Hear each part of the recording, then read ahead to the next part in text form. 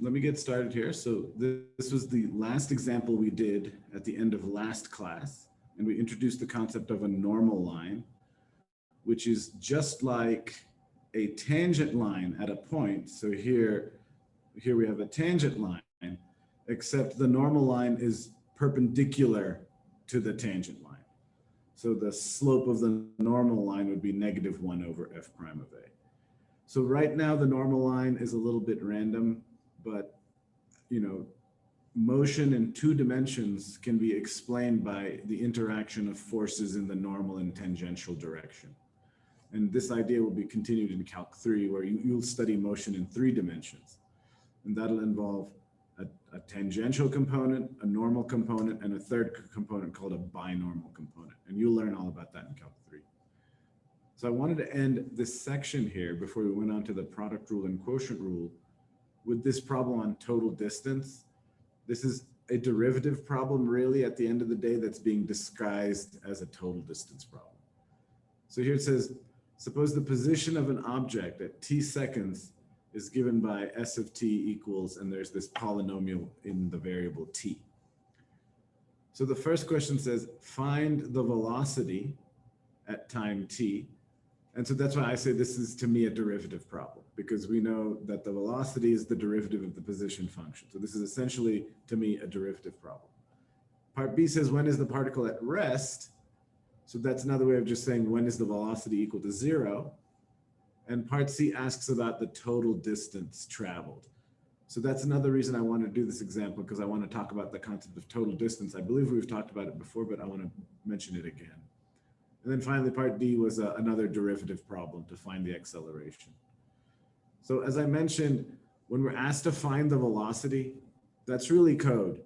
They're just asking us to find the derivative of the position function. And it's important to recognize how many times we're going to be asked for the derivative, but in a different way. Here, instead of just saying find the derivative, they say find the velocity. So for the velocity function, we know is the derivative of the position function. And the position function is this polynomial that was given.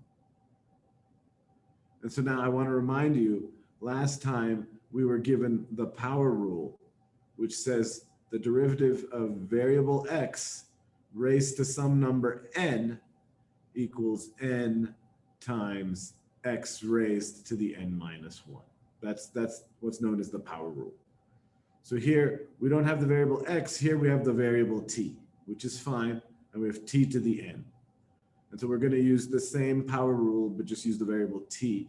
So here, the derivative of t cubed is going to be 3t squared, for example. Okay, so that's the first thing. Keep the power rule in mind. The second thing to remember is the linearity of the differential operator. I can distribute this derivative to each term here in the sum or difference, and then factor out the constants. So at the end of the day, I'm only going to have to find the derivative of the variable expressions, t cubed, t squared, t, and the constant 10. Okay, so now if we use the power rule, as I mentioned, the derivative of t cubed is going to be bring down the 3, subtract 1 from the exponent, 3t squared. The derivative of minus 9t squared, so we just copy down the minus 9. The derivative of t squared is 2t. 2t times minus 9 is minus 18t. The derivative of t, remember t is actually t raised to the first power. So when we do the rule, bring 1 down and subtract 1, you get 1 times t to the 0, or just 1. So the derivative of t is 1. So here, the derivative of 15t is just 15 times 1. And finally, the derivative of a constant, since it's not changing, is 0. And so taking the derivative of each term and using the linearity, we have the velocity function here. And so the next question isn't really a calculus question. It's an algebra question. It says, when is the particle at rest? It's another way of asking, when is the velocity 0? And so this is an algebra question. I set v of t equal to 0. So I'm setting this polynomial here equal to 0. By the way, one thing I noticed now when I set it equal to 0 is 3 is a common term. So in terms of factoring it, I'm going to set it equal to 0, factor out 3, and then try and factor it. So here, when you factor out the 3, the polynomial becomes 3 times t squared minus 60 plus 15. And then you can do some trial and error to figure out how to reverse FOIL this, since the only factors of 5 are 1 and 5 anyway. So here, the only integer factors. So here we can factor it as 3 times t minus 1 times 3 times t minus 5 equals 0. So we know that the velocity is 0 when t equals 1 second or 5 seconds. So now this directly is connected to the next question. So the next question asks about the total distance. So we have two concepts. We have the concept of total distance and the concept of displacement. Okay, so for example, if I took one step to the left and then took another exactly same length step to the right, so I took a step to the left and then took a step to the right, the total distance traveled would have been 2 steps, but my displacement would be 0, because if I take a step to the left and then take a step to the right, I'm right back where I started. So my displacement is 0, but the total distance traveled is 2.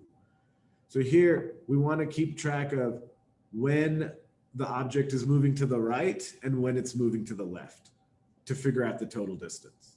I just can't do, the position at 8 seconds minus the position at 0 seconds. That's not going to give me the total distance. So here, I'm going to use a Sine chart for the velocity function. So I'm going to try and figure out when the velocity, when this polynomial up here is positive and negative. And so here's my Sine chart.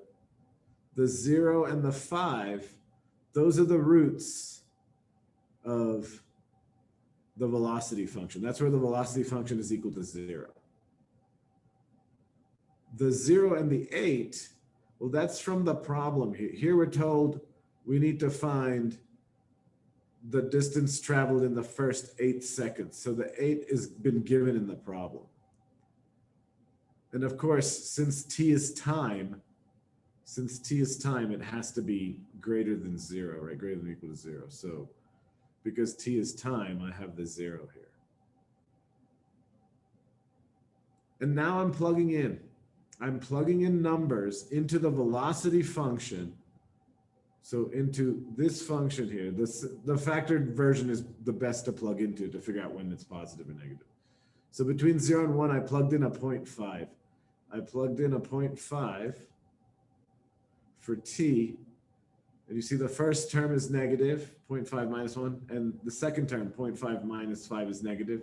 Negative times negative gives me positive. So between 0 and 1 seconds, it's moving to the right. Between 1 and 5 seconds, for example, I plugged in a 2. So you plug in a 2, the first term is positive, but the second term here, when you plug in a 2, is negative. Positive times negative, we see that the object is moving to the left between 1 and 5 seconds. So I want to calculate the distance traveled between 0 and 1 second separately from the distance traveled between 1 and 5 seconds.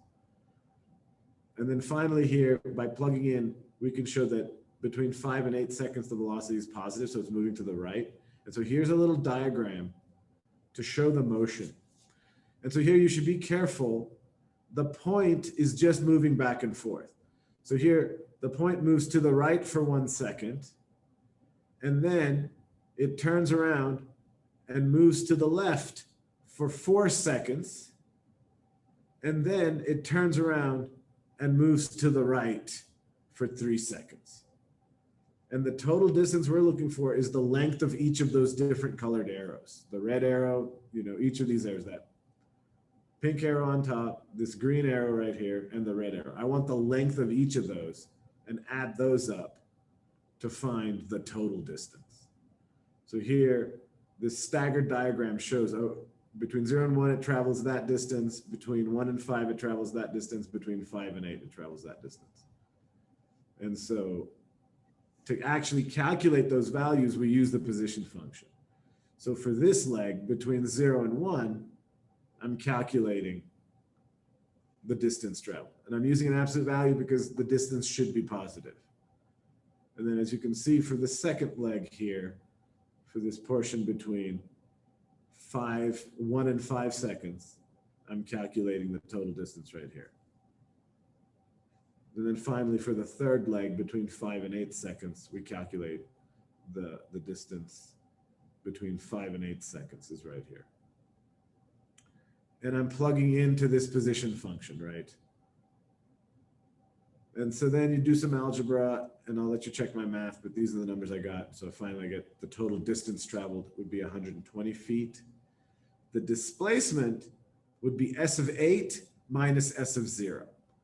So that's the thing I want you to, if we did S of 8 minus S of 0, that's just your ending point minus your starting point. This would just be the displacement. This would not count the total distance. This would be displacement.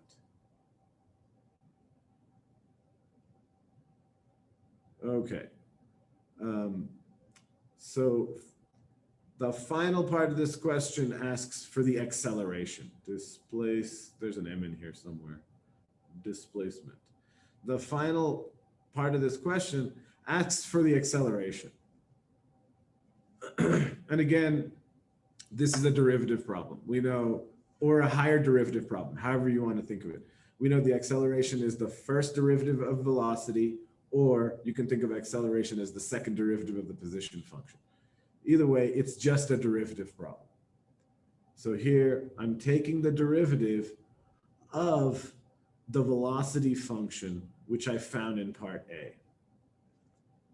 And again, we're using the linearity of the differential operator. We're taking the derivative of each of these pieces separately. And the derivative of 3t squared is 3 times 2t, because the derivative of t squared is 2t. 3 times 2t is 6t.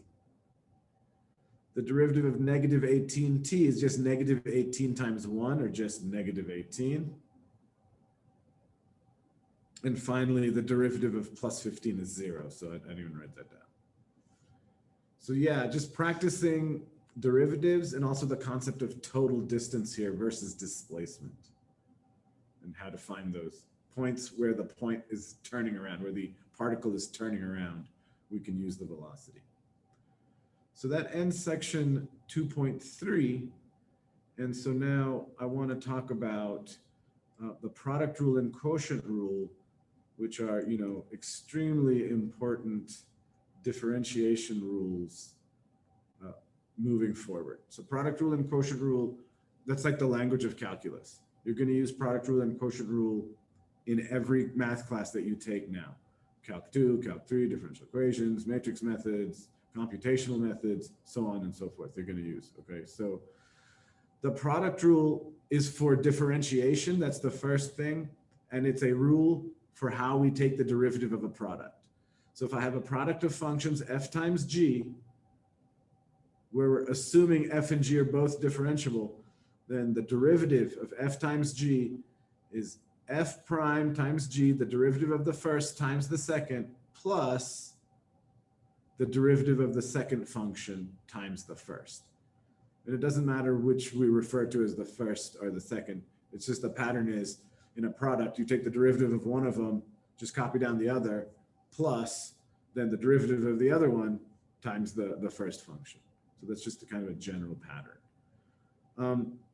One thing that the product rule tells us that I think it's very important to notice, one thing the product rule tells us is that the derivative of f times g does not equal the derivative of f, does not equal the derivative of f times the derivative of g.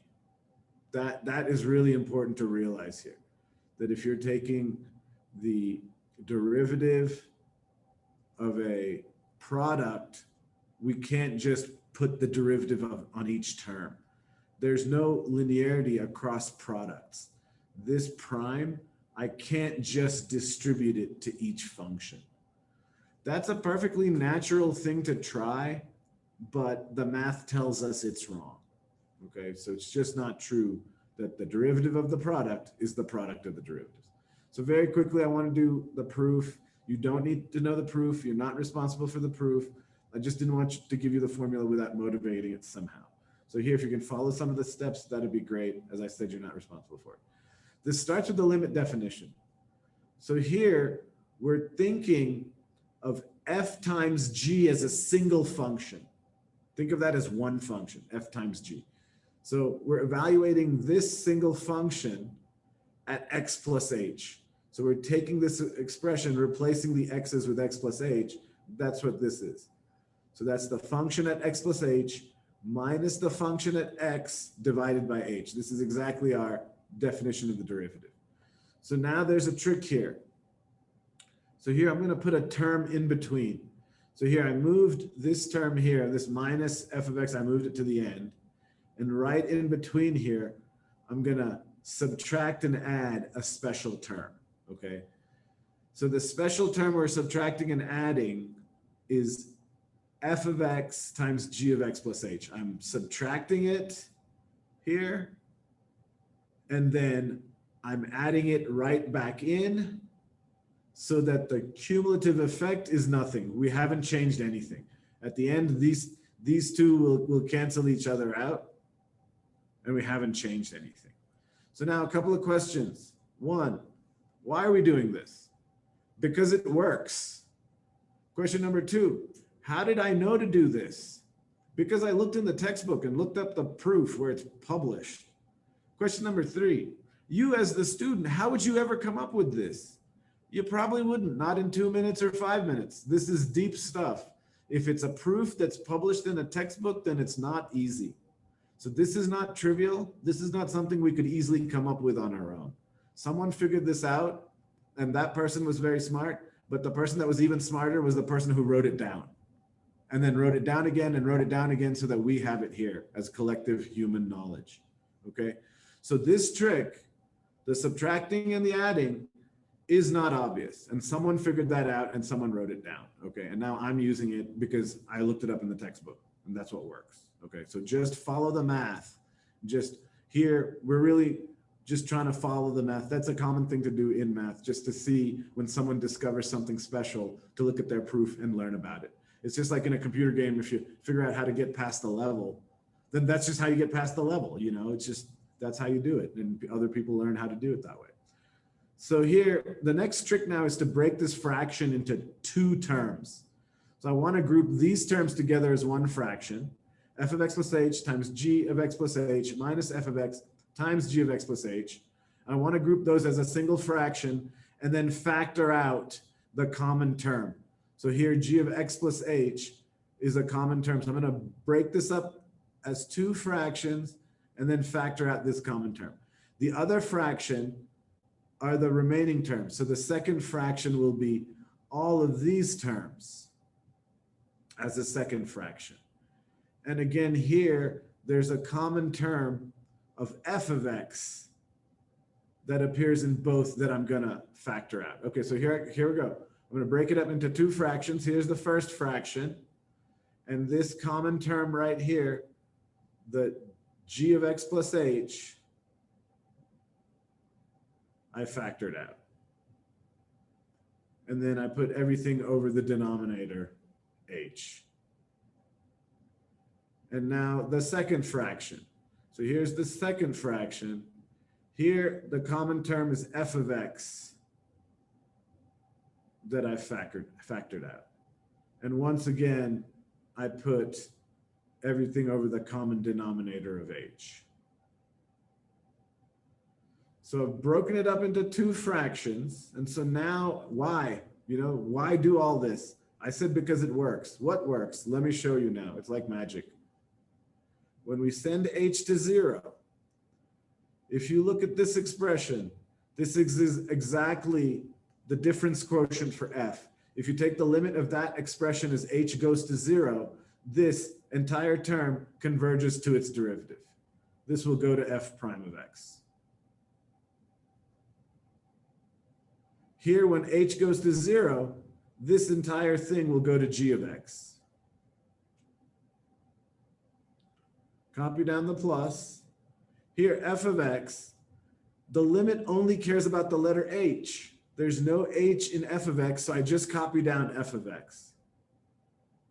And now this other expression here in the brackets for g, that's the difference quotient for g, for the derivative. If you send h to 0, this limit goes to the derivative of g.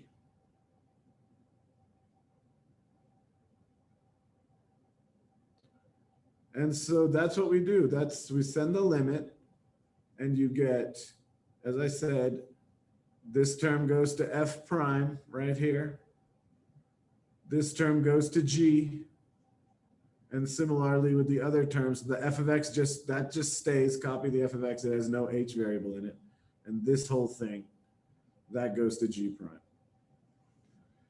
So yeah, this little handy trick, it really works. It allows us to find a formula for the derivative of a product using the derivative of each individual function. Okay, and the trick is not trivial. It's not easy, and certainly you're not responsible for it, but if you can follow along, that's great. And we can generalize this rule. So here the product rule was for the product of two functions. We can generalize, it's the same pattern.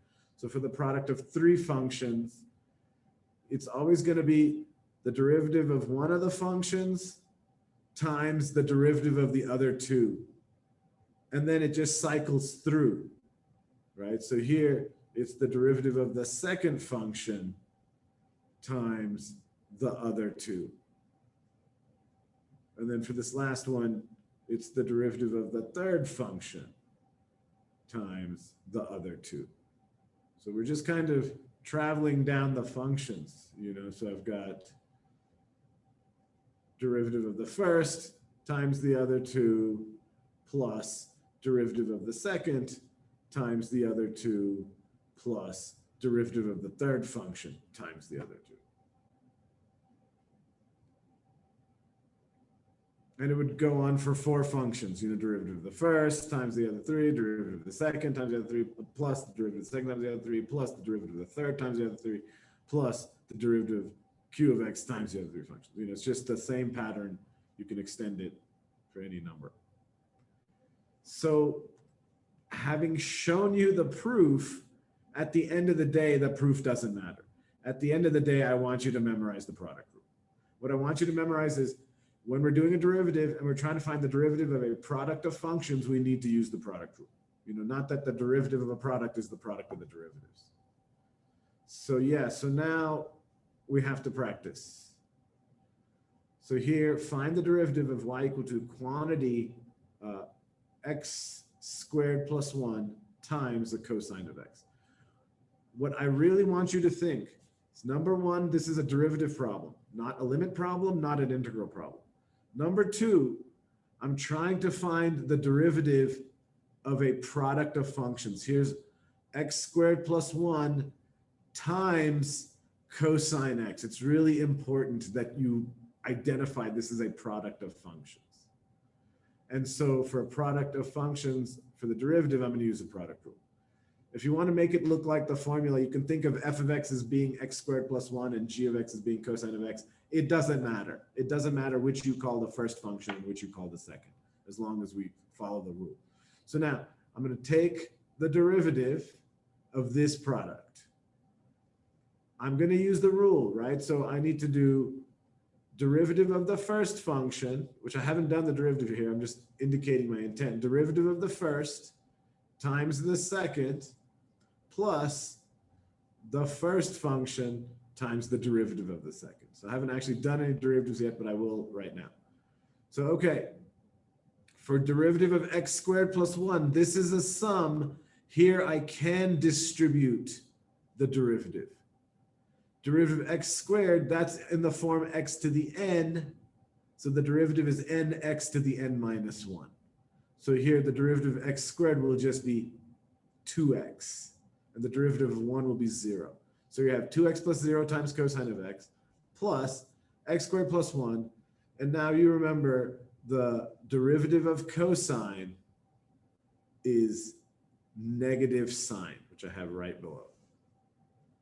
So this is basically the derivative right here.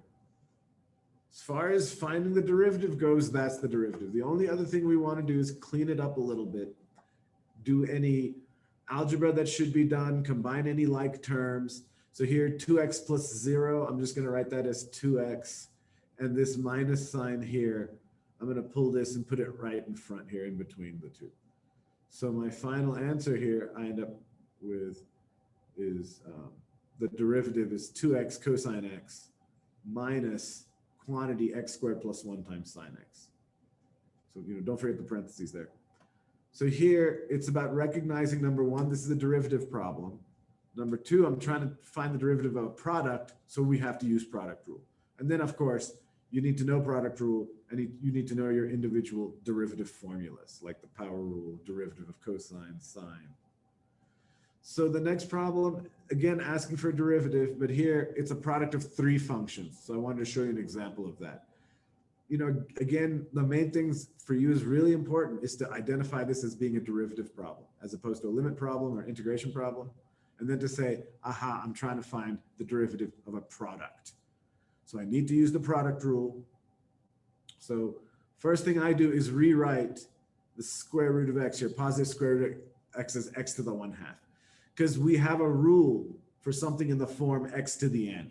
So let me make the square root of x look like x to the n. So it's x to the 1/2 in this case. So now, as I said, our product rule would be derivative of the first times the other two, plus the derivative of the second function times the other two, plus the derivative of the third function times the other two. So here you can see here, I need to do the derivative here of this first function. I need to do the derivative here of cosine for that second function. And here the derivative of the third would be sine here. And so now for x to the 1/2, I'm using a power rule, right? You bring the 1/2 down times x to the 1/2 minus 1, we get, this is the derivative is, x to the minus 1/2 over 2 times the other two terms. For cosine of x, as you know, the derivative is minus sine. And then just copy down the other two functions. And the derivative of sine of x is cosine of x right here. Copy down the other two functions. So there, we've done the derivatives there in those boxes. And that's the derivative. As far as the derivative goes, this would be the derivative right here. But now we have to simplify it. So that's always incumbent upon us to do any obvious simplifications, combine any obvious terms, do any obvious cancellations. So here, what sticks out to me is that clearly these terms can be combined. Sine times sine is sine squared. Cosine times cosine is cosine squared. And the other thing that sticks out is x to the 1/2 is a common term to both those expressions. So I'm going to combine those terms and factor out the common term. So I get x to the 1/2 cosine squared minus sine squared plus the other term, which, so here with the other term, I put this x to the minus 1/2 downstairs in the denominator, and I put the cosine times sine, I just put that on top of the numerator there, just because I felt like it. So there, I just rewrote it that way. So here, I wouldn't do anything more. Even though technically there is algebra to be done, in theory, if you want to be perfectly strict, this expression here is a fraction. It's over 2x to the 1/2. So in theory, we can also put this expression over, make it a fraction over 2x to the 1/2 and combine the two into a single expression. However, I'm not doing that here because there's really no need to. I would only do that if we were then, not just finding the derivative, but doing something with the derivative. A very common thing that we'll do later is find the derivative and try and figure out where the derivative is 0. So if we were doing that here in this case, if this wasn't just a find the derivative problem, if it was find the derivative and then figure out where the derivative is 0, like find the horizontal tangent, I would combine these into a single fraction. But here, because they're just asking us to do the derivative, I really don't think there's any need to do any further than this, other than the obvious simplifications. So we do one more problem here. Again, it's a derivative problem. One thing I want you to pay attention to is in each of these examples, I've asked for the derivative in a different way. First, I say find the derivative. Then I say find dy dx. And here in this problem, I say find the instantaneous rate of change. It's very important for you to realize in this class, you'll be asked for the same thing over and over again, but we will use different words. So it's important that you start to key in on all these equivalent ways of asking for the same piece of information. So here, I want a derivative. Here's the function. And so very carefully, look, we're trying to find the derivative of a sum. You should first identify that the thing we're trying to find the derivative of is first and foremost a sum. So what that means is I can use the linearity property and distribute the derivative across the sum. So here, using the linearity property, I can say the derivative of the sum is the sum of the derivative. But right here, be careful. On this x cubed sine x term, I did not put the prime on each one. For the x cubed sine term, for the derivative there, I'm saying that's a product and I'm going to need to use a product rule. So the derivative of the first term, derivative of x to the 1/3, that's just a power rule. The 1/3 comes down, it's x to the 1/3 minus 1. 1/3 minus 1 is a negative 2/3. So this right here is the derivative of that first term using the power rule.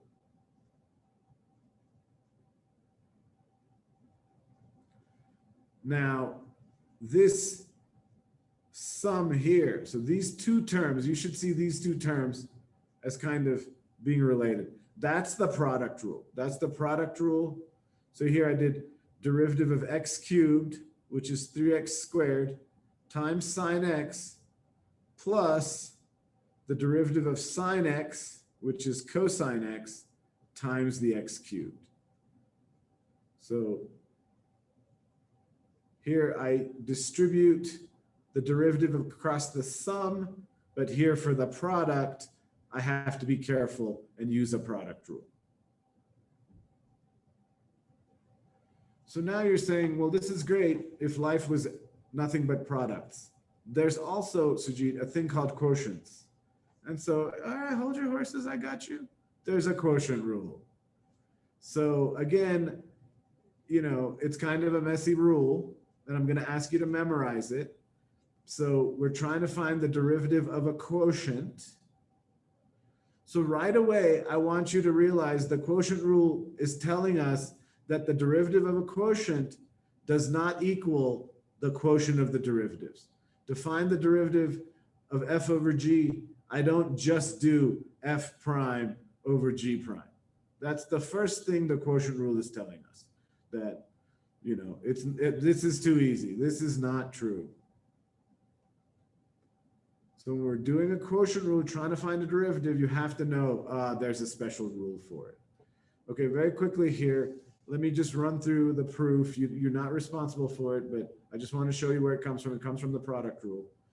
You can take, so let the quotient that we're trying to find the derivative of. So here's f of x. I'm trying to find the derivative of f over g. I want to give this a new name. So I'm going to call f over g, I'm going to call it p. And I'll explain why in a second, okay? Now, rewrite this. Take the g of x, move it to the other side. So then this will be f of x equals p times g. So f of x equals p times g. And so this is good because now I have a product. So now what I'm going to do is I'm going to take the derivative of both sides here. The derivative of the left side, that's easy. That's just f prime. So for the derivative of the left side, I just have f prime.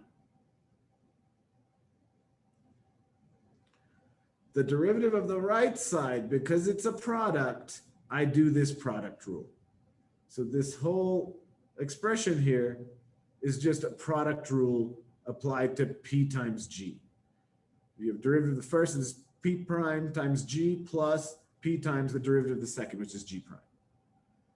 Okay, so now keep in mind what we're trying to solve for. I want the derivative of f over g. The derivative of f over g is p prime. So here, my next step is I'm going to isolate this expression because I'm trying to find f over g prime, otherwise known as p prime, since f over g equals p. So I'm going to move all these, I'm going to move this term to the other side because I want to solve for p prime here. So I'm going to have p prime g equals f prime minus pg prime. P prime g equals f prime minus pg prime. Okay, 2 more steps and we're done. And like I said, this is not easy. It's a proof that's published in your book. The p of x equals f over g. So here I just replaced p of x with its definition. And now I'm going to combine these two into a single fraction. So I'm going to multiply the f prime top and bottom by g. Okay, we're really close. Now remember, I'm looking for p prime. So my last step here is I'm going to divide both sides by g of x. When I divide by g of x, we get p prime equals our formula for the quotient rule. So this is exactly our quotient rule formula. We said is equal to p prime, but p prime is exactly equal to f over g prime. So there's the formula. Here's an explanation for where it came from. You're not responsible for the proof. And remember, proofs are tricky. So if it's like, how would I ever do this? No, this is not that obvious. It would take some thought and time for sure. But the most important thing at the end of the day, having said all of that, the most important thing is you memorize this formula. And yes, I used the M word. And this is one of those things that you can't think about on a test. You have to know what the rule is. So now let's do some examples. Find the derivative of x squared minus 4 over x plus 5. I know I'm like a broken record, but here's exactly what I want you to think when you look at this problem. This is a derivative problem as opposed to a limit problem or an integration problem. Number 2, I'm trying to find the derivative of, hey, what is this right here? A quotient of functions. Therefore, let me use quotient rule.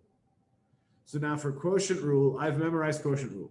I'm going to copy down x plus 5 in the denominator and square it. So that's what we have down here, x plus 5 squared. In the numerator, it's kind of similar to product rule, but not quite. So in the numerator, you're going to do derivative of the numerator, which is 2x, times the denominator, which is x plus 5, minus, see, this is the part that's different from product rule. In product rule, we do a plus here. Minus, now copy down the numerator, which is x squared minus 4, times the derivative of the denominator. The derivative of x plus 5 is just 1. The derivative of x plus 5 is 1 plus 0. Remember, the derivative of x squared minus 4 is 2x minus 0, or just 2x. That's where this 2x is coming from. The derivative of x plus 5 is 1 plus 0, or just 1. That's where this 1 is coming from. So this is f prime times g of x minus f of x times g prime over g squared. This is exactly that quotient rule formula from the previous slide. Now the only thing left to do is some algebra. Distribute the 2x here. Distribute this minus sign to each term and combine any like terms. So I distribute, and I notice the 2x squared and the minus x squared, we can combine those, and that just becomes x squared. And so this is my final answer for the derivative. Knowing the quotient rule formula is so important. There's no, and it has to be memorized. There's no time to think about it. So now with the quotient rule, we're able to find the derivative of the remaining trigonometric functions. So we use the limit definition and special limits squeeze theorem to show the derivative of sine is cosine, the derivative of cosine is negative sine. Now, if you think about all the remaining trig functions, tangent, cotangent, secant, and cosecant, they are all fractions. They all involve sine and cosine and are fractions of some form. So for example, tangent, you remember tangent is sine over cosine. So if I want the derivative of tangent, I'm trying to find the derivative of sine over cosine. That's a quotient. So let me do a quotient rule. So first I'm going to take the denominator and square it. So you get cosine squared in the denominator. And then you take the numerator, find its derivative, and multiply by the denominator. So the numerator is sine, derivative of sine is cosine, times the denominator is cosine here already. And then there's the minus sign, which is part of the formula. Now we copy down the numerator, multiplied by the derivative of the denominator, which is negative sine.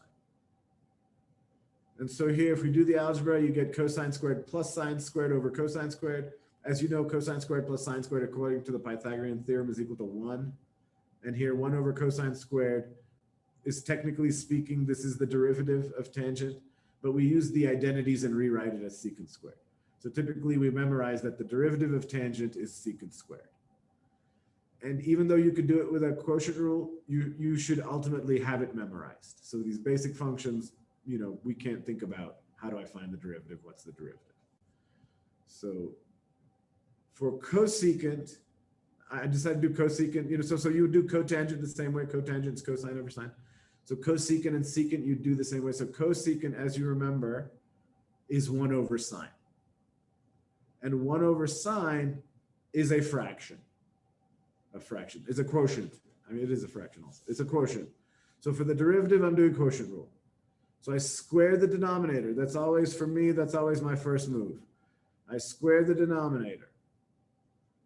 Now, in the numerator, I want to do derivative of the numerator. So take 1, derivative of 1 is 0, times the original denominator. So 0 times sine of x minus, that's just from the formula, copy down the original numerator, which is 1, times the derivative of the original denominator. The derivative of the original denominator is cosine. So now this first term here, 0 times sine, that's just 0. That just goes away. So here we end up with just negative cosine x over sine squared. So technically speaking, that's the derivative, negative cosine x over sine squared. But we like to rewrite it. So the sine squared in the denominator, we factor, and we break this up. So this sine squared, I've written as sine times sine. And here this minus 1 times cosine, I've split that up. There's the minus 1, there's the cosine. This has just been split up as a product, okay, whereas they're still being multiplied together. So the first term now, I can write as cosecant, negative cosecant, and cosine over sine, I can write as cotangent. So typically we memorize the derivative of cosecant to be negative cosecant cotangent.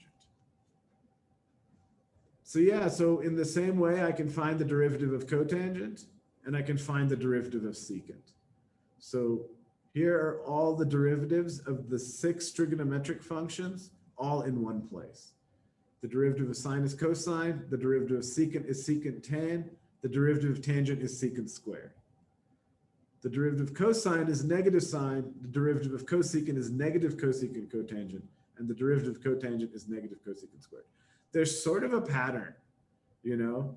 And so, yeah, these you have to memorize. These you have to memorize, you know, that's just, it's Calc 1.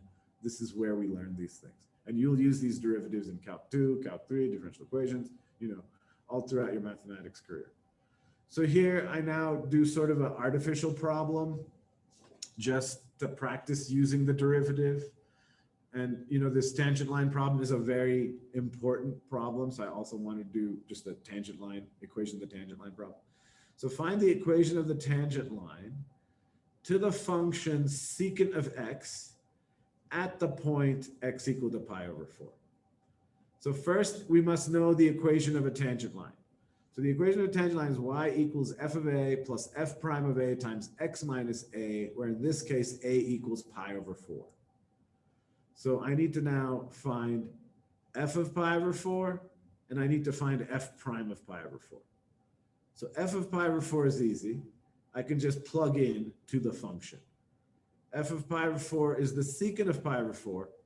Secant is 1 over cosine of pi over 4.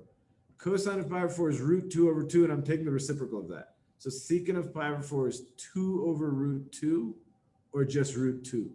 Remember, 2 is 2 to the first power, and root 2 is 2 to the 1/2 power. So this expression is actually 2 to the 1 minus 1/2, because they have the same base. So you get 2 to the 1/2, or just root 2, positive square root of 2. For the derivative, so be careful of the notation here. For the derivative, I take the derivative of secant, which I've memorized as secant tan, and then this long bar with x equal to pi over 4 declares my intent that I'm going to plug in pi over 4 for x. So f prime of pi over 4, we find the derivative first, then we plug in the pi over 4. And as I mentioned, secant of pi over 4 we saw is root 2, and tangent of pi over 4 is 1. So here f prime of pi over 4, the slope of the tangent line, is the positive square root of 2. And so we can just now make the equation of the tangent line. I just wrote out that equation, replacing all the function values with their actual values. And then I distributed this root 2 here just to finally, simplify it and have constants kind of next to each other. I couldn't really combine it. I guess I could factor out a root 2 right here, I guess. So this is my final answer. I guess right here, so this whole thing is a constant, remember that. I could conceive, I guess I should have factored out this root 2, but it's not the end of the world. That's pretty good right there. So we're almost at the end. I want to finish up one last example and I'll stop. And so the example on this slide and the example on the last slide both pertain to the same topic, which is taking the derivative of a piecewise defined function. So how do we do that? Mainly what happens with if you have an equality symbol and what happens with that. Okay, so I want to kind of show you how that works. So first of all, for us to take a derivative, the function first has to be continuous because differentiability implies continuity. So that's always something we're going to be worried about when we're doing a derivative problem is, do we have continuity? Then once we have continuity, then we can talk about the derivative. Then when we take the derivative has to exist for us to be able to say, for it to be differentiable. The derivative has to exist. But keep in mind, the derivative is actually a limit. So what we need is we would need the two-sided derivative limit to exist. I'd need the derivative from the left at the point to equal the derivative from the right. Okay, so for this problem, I hope you can tell from looking at the definition, the main issue is going to be at 0. How is the derivative at 0 defined? Because from the left, the function has one form, from the right, the function has another form. So that's the whole point here. My question is, how do we know what the derivative at 0 looks like? Okay, so let me show you. So here, the first thing, I make an argument about continuity. Away from 0, we have a polynomial, which is continuous, and we have, this combination of polynomial and trig function, which is continuous. So away from 0, there's no problem. Away from 0. At 0, I check the limits. I check the limit from the right. So I'm checking the limit as x approaches 0, with larger values, limit from the right. So here, plug in a 0 for x, you get 0 plus cosine of 0, which is 1. Then I check the limit from the left, plug in a 0, you get 1 plus 0, the limit's 0. And then I check the actual function value, f of 0, which according here, the function is defined as 1 plus x, f of 0 is 1. So here we have continuity at x equal to 0, so I can take the derivative. How do you take the derivative now? It's a two-step process. First, take the derivative of each of these pieces. So the derivative of 1 plus x will just be 1.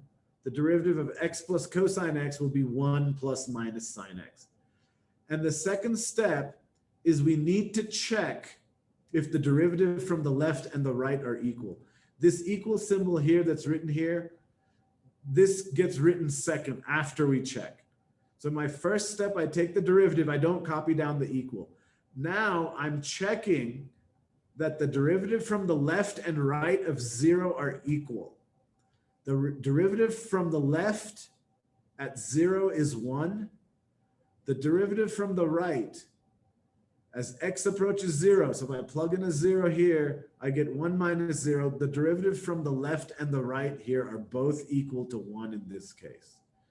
Because the derivative from the left and the right are both equal to 1 in this case, I can put the equal symbol right here. It's okay for me to put an equal symbol right here because this number and this function match up when you take a limit from the left and limit from the right.